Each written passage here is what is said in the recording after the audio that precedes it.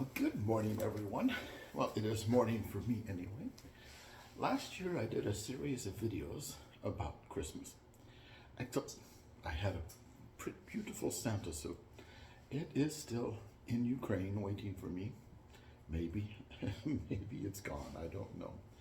But I'm going to do a series of stories again, and they're from this book called Christmas Memories.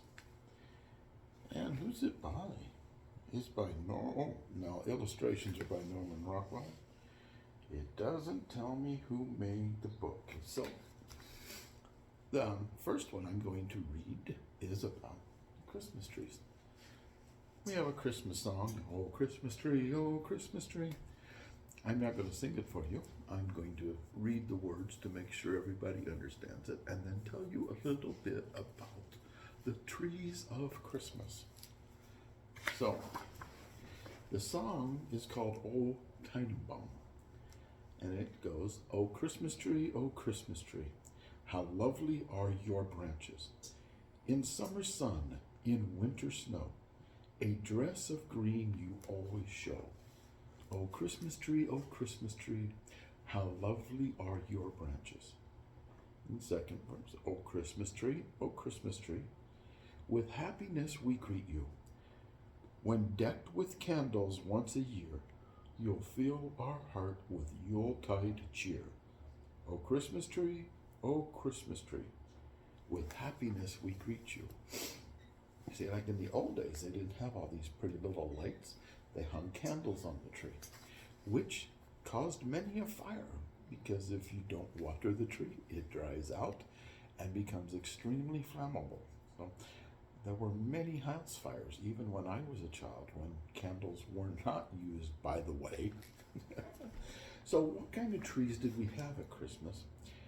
The evergreen tree has always held the promise of the return of life to all that seemed brown and dead in the rest of nature. The ritual of cutting branches of the evergreen tree or whole trees and taking them inside in the month of the shortest days of the year go back long before the first Christmas. Evergreens were the symbol that life would continue. Saint Boniface was a Christian missionary, and around the 8th century, in his efforts to win Germans over to worship of Christ, he has said to have pointed to a tiny fir tree as a symbol of Christ, the bringer of life, evergreen, trying together the ritual of the evergreen tree and the Christmas forever. So the tree that bloomed at Christmas, legends of trees that bloomed in the dead of winter at Christmas time helped convert the evergreen tree into a Christian symbol. The most famous of these is the Glastonbury thorn tree, which grew from the staff of Joseph of Arimathea, where he planted it around 70 AD. When bringing the gospel to England, each year thereafter it would bloom at Christmas.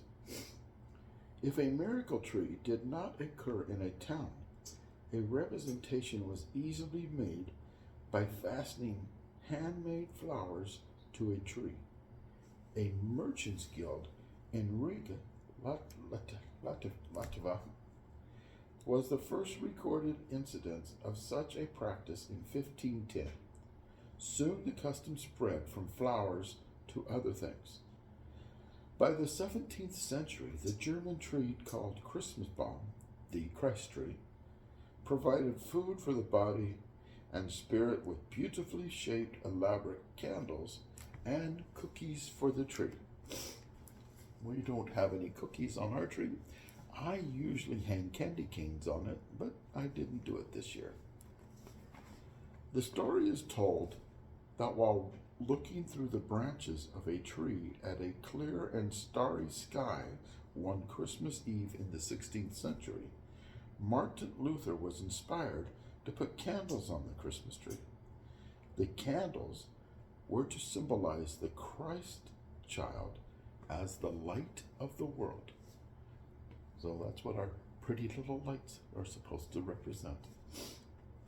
300 years after Martin Luther, and only 3 years after Thomas Alva Edison had demonstrated his electric light bulb in 1879, the first custom-made of 80 little colored bulbs were made for the Christmas tree in the New York mansion of Edward H. Johnson, the vice president of the Edison Electric Company.